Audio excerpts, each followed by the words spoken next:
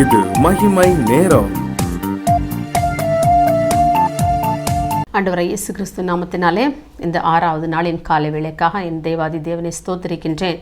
இந்த வாரம் முழுவதுமாக நாம் ஆண்டவருடைய நாமத்தின் மகிமையை குறித்து நாம் தியானித்து வருகின்றோம். இந்த 6வது நாளில் கூட அவருடைய நாமம் என்ன தெரியுமா? அவருடைய நாமம் இயேசு என்பதுதான். மத்தேயு 1 அதிகாரம் 21 இவ்வாறு வாசிக்கின்றோம். அவள் ஒரு குமாரனை பெறுவாள், அவருக்கு இயேசு என்று பெயரிடுவாயாக, ஏனெனில் அவர் தமது ஜனங்களின் பாவங்களை நீக்கி அவர்களை ரட்சிப்பார். நம்முடைய இயேசு பாலகனுக்கு கொடுக்கப்படுகின்ற ஒரு பெயர் இயேசு. அந்த இயேசுனுடைய அர்த்தம் என்ன? அதனுடைய பொருள் என்ன? பாவங்களை நீக்கி அவர் ரட்சிப்பவர். அதுதான் இயேசு என்கிற பதத்தினுடைய ஒரு பொருள். பாருங்கள், இந்த உலகத்தில் பாவம் செய்தவங்க யாரும், நான் பாவமே செய்யலை அப்படின்னு சொல்கிறவங்க யாருமே இருக்க முடியாது. எல்லாரும் சங்கீதத்தில் வாசிக்கிறோமல்ல, 14ஆம் சங்கீதத்தில் எல்லாரும் பாவம் செய்து தேவ மகிமையற்றவர்களானார்கள் என்று சொல்லி, நான் பாவமே செய்யலை என்று சொல்லி நாம் யாரும் கூட, சின்ன குழந்தைங்களை எடுத்துக்கிட்டால் கூட அவங்களிடத்துல ஜென்ம ஸ்பாவங்கள், அந்த பேரண்ட்ஸ்கிட்ட உள்ள அந்த சில கேரக்டர்ஸ் வந்து கண்டிப்பாக அந்த பிள்ளைங்கிட்ட என்ன செய்யும், இருக்கும் இல்லையா? அந்த பிள்ளைகளிடத்துலையும் பாவம் என்பது இருக்கும். அந்த குழந்தைக்கு பாவம்னு தெரியாது. ஏன்னு சொன்னால் நம்ம சங்கீதம் 51:5 வாசிக்கின்றோம், என் தாய் என்னை பாவத்தில் கர்ப்பம் தரித்தாள். அப்போ நம்ம தாயினுடைய கர்ப்பத்தில், அந்த கருவில் நாம் உருவாகும் போதே அந்த பாவமும் நம்மோடு ஒட்டி கொள்கிறது. அப்போ பாவத்திலே நாம் கருத்தரித்து பாவத்திலே நாம் பிறந்திருக்கின்றோம் அல்லவா? அப்படிப்பட்ட பாவிகளாகிய நம்மை மீட்கும்படியாகத்தான் அன்றைக்கு பெத்லகேமிலே அவர் பாலகனாக, இயேசு பாலகனாக, இயேசு என்ற பெயரோடு இவர்தான் பாவங்களை நீக்கி ரட்சிக்க முடியும் என்று சொல்லி அன்றைக்கு தேவதூதன் மரியாளிடத்திலே வருகிறான். வந்து சொல்லுகின்றான். என்ன சொல்லுகிறார்? உனக்கு ஒரு குமாரன் பிறப்பான், நிச்சயமாகவே அவருக்கு நீ இயேசுன்னு தான் பெயரிடணும். ஏன் தெரியுமா? அவருக்கு இயேசுன்னு பெயரிட்டால் அது என்ன பலன்? அவர் தான் இன்னும் சில ஆண்டுகள், 33 ஆண்டுகள் கழித்து அவர் தான் இந்த ஜனங்களுக்காக மரிப்பார். அவர் ஜனங்களுடைய பாவங்களை நீக்கும்படியாக அவர் தான் இந்த உலகத்திலே வெளிப்படுவார் என்று சொல்லி அவர் பாலகனாக பிறக்கும் பொழுதே அவருடைய காரியங்களை குறித்த எல்லாவற்றையும் மரியாளிடத்திலே தேவதூதன் சொல்லுகின்றான். ஒருவேளை மரியாளுக்கு அன்றைய நாட்களிலே அது புரியாமல் இருந்திருக்கலாம்.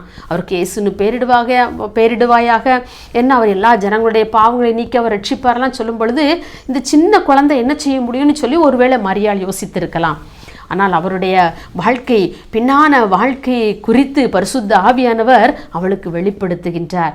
இந்த பாலகனாகிய இயேசுதான் இன்னும் சில நாட்கள் இந்த உலகத்திலே வாழ்ந்து இந்த உலகத்தின் பாவங்களுக்காக, உலக மக்களின் அக்கிரமங்களுக்காக இவர்தான் சிலுவையிலே மரித்து அவர் பாவங்களை நீக்க வல்லவராய் இருக்க போகிறதை அவர்களுக்கு மரியாளுக்கு முன்னறிவித்திருக்கின்றான். பாருங்க, நாம் லேவிய ராமத்தில் வாசிக்கின்றோம், இரத்தம் சிந்துதல் இல்லாமல் பாவ மன்னிப்பு இல்லை என்று சொல்லி. வேற எந்த காரியங்கள் நாம் செய்தாலும் நம்முடைய பாவம் ஒரு நாளும் நம்மை விட்டு அகலாது. அவருடைய இரத்தத்தினால் மாத்திரமே அந்த பாவ மன்னிப்பு உண்டு. அதனால்தான் அவர் இயேசு என்று பெயரிட்டு நமக்காக அவரை பரிசுத்த ஆவியானவர் இந்த உலகத்தில் அவரை குழந்தையாக இந்த உலகத்தில் அனுமதித்திருந்தார் பிறப்பதற்கு. பாருங்க, அவருடைய ரத்தம் மாத்திரம்தான் நம்முடைய பாவங்களை நம்மை நீக்கி நம்மை சுத்திகரிக்க முடியும். இன்னும் லேவியராம் 17ஆம் அதிகாரம் 11 வாசிக்கின்றோம், ஆத்துமாவிற்காக பாவ நிவிர்த்தி செய்கிறது இரத்தமே என்று சொல்லி. அப்போ நம்முடைய ஆத்துமா ஈடேற வேண்டும் என்று சொன்னால், நம்முடைய ஆத்துமா ரட்சிக்கப்பட வேண்டும் என்று சொன்னால், அன்றைக்கு இயேசு பாலகன் இந்த உலகத்திலே பிறந்திருக்கவில்லை என்று சொன்னால் அந்த ரட்சிப்பு நமக்கு நிச்சயமாகவே கிடைத்திருக்காது இல்லையா? அந்த பாவ மன்னிப்பு என்பது நம்முடைய வாழ்க்கையிலே இழந்து போயிருப்போம். நமக்கு கிடைத்திருக்கவே செய்யாது. பாவத்திலே வாழ்ந்து பாவத்திலே மரித்திருப்போமே. ஆனால் அந்த இயேசு பாலகன் இதை போலத்த ஒரு காலங்களிலே 2000 ஆண்டுகளுக்கு முன்பதாக பெத்லகேமிலே பிறந்து நமக்காக அவர் ஜீவனை தந்து அந்த கல்வாரி சிலுவையிலே அவருடைய சரீரத்திலே ஒரு சொட்டு இரத்தம் கூட இல்லாதபடிக்கு எல்லாவற்றையும் நமக்காக சிந்தி, நம்முடைய பாவங்களுக்காக, நம்முடைய அக்கிரமங்களுக்காக எல்லாவற்றையும் அவர் நீக்கி நமக்காக ஒருவர் இரத்தம் சிந்தினார் என்று சொன்னால் அது இயேசு கிறிஸ்து மாத்திரமே. இந்த உலகத்திலே யாருக்காக இரத்தத்தை சிந்தி மரிக்க முடியாது. நம்முடைய பெற்றோர் நமக்காக இரத்தம் சிந்தி மரிப்பாங்களா? இல்லையே. நம்முடைய உடன் பிறந்தவர்கள் யாராவது செய்வாங்களா? கணவன் மனைவிக்காக, மனைவி கணவனுக்காக செய்வாங்களா? இல்லையே. ஆனால் நம் பாவிகளாக இருக்கையில் கிறிஸ்து நமக்காக மரித்ததினாலே அவருடைய அன்பை நமக்கு விளங்க செஞ்சிருக்கிறார். அவருடைய அன்பு எவ்வளவு பெரிது பாருங்க. நம் பாவிகளாக இருக்கையில் நமக்காக அவர் மரித்திருக்கிறார். அவர் இந்த உலகத்திலே பாவங்களை நீக்குவதற்கென்றே கல்வாரி சிலுவையிலே ஏறி இந்த உலகத்தின் பாவங்களை நீக்குவதற்காகவே அவர் அன்றைக்கு பெத்லகேமிலே பிறந்திருக்கின்றார். அதைத்தான் நாம் இப்பொழுதும் நாம் கிறிஸ்துமஸ் என்று சொல்லி நாம் கொண்டாடி கொண்டிருக்கின்றோமே. அந்த பிறந்த பாலகனுடைய பிறந்த நாளை கொண்டாடுகிறோமோ இல்லையோ, ஆனால் அவர் இரத்தம் சிந்தி நமக்காக மீட்டதை நிச்சயமாக நாம் இந்த நாட்களிலே நாம் நினைவு கூர்ந்து அவரை மகிமைப்படுத்த வேண்டும் என்று சொல்லி ஆண்டவர் விரும்புகின்றார். இன்னும் நாம் எபிரேயர் 2ஆம் அதிகாரம் 4ஆம் வசனத்தை பின்பகுதியிலே வாசிக்கின்றோம். இவ்வளவு பெரிதான ரட்சிப்பை குறித்து நாம் கவலை அற்றிருப்போமானால் தண்டனைக்கு எப்படி தப்பித்துக் கொள்வோம்? ஒருவேளை ஆண்டவர் நம் கல்வாரி சிலுவையில் நம்முடைய பாவங்கள் எல்லாவற்றையும் மன்னித்துட்டாருன்னு சொல்லி நம்புகிறோமே.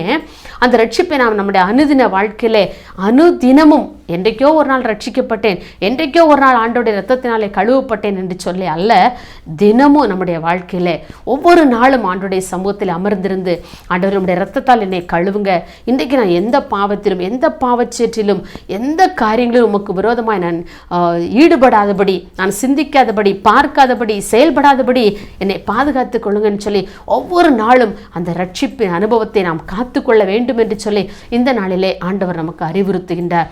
பிறந்த நாட்களிலே, இந்த கிறிஸ்துமஸ் நாட்களிலே நாம் இதை குறித்து அதிகமாக சிந்திக்கப்பட ஆண்டவர் அழைக்கின்றார். அவருடைய 2ஆம் வருகைக்காக அவர் சிந்தின ரத்தத்தை குறித்து ஒவ்வொரு நாளும் தியானித்து நாம் ஆயத்தப்படும்படியாக ஆண்டவர் நம்மை அழைக்கின்றார்.